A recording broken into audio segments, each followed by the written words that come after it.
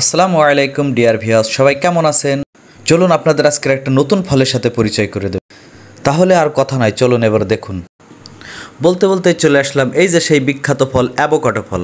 এটার অনেক গুণাগুণ, পুষ্টিতে ভরপুর এই ফলটা। দেখুন বন্ধুরা, গাছে কি পরিমাণ অ্যাভোকাডো ফল হয়েছে।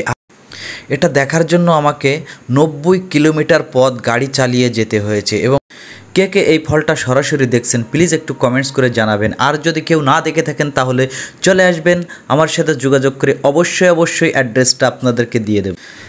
এই সব ফলগুলো আমি নিজ হাতে গাছ থেকে ছিঁড়ে নিয়ে আসছি, আমি এখান থেকে কিনে নিয়ে আসবো এজন্য আর কি নিয়ে চলে আস।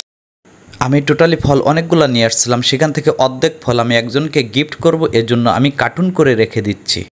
কার্টুন করে আমি আগামীকাল তার কাছে পৌঁছায় দেবো।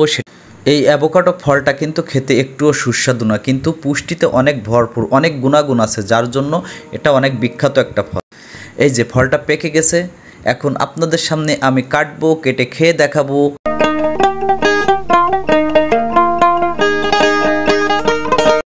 দেখেন কাটার পরে কত বড় একটা বীজ বের হলো এর ভেতর থেকে। এই বীজটা অনেক ভিডিওতে দেখছি, সরাসরি হাত ধোয়া সৌভাগ্য হলো, অনেক বড় একটা বীজ। ঘ্রাণটাও ছিল চমৎকার, অ্যাভোকাডোর ফলের ঘ্রাণটা অনেক অনেক সুন্দর ছিল।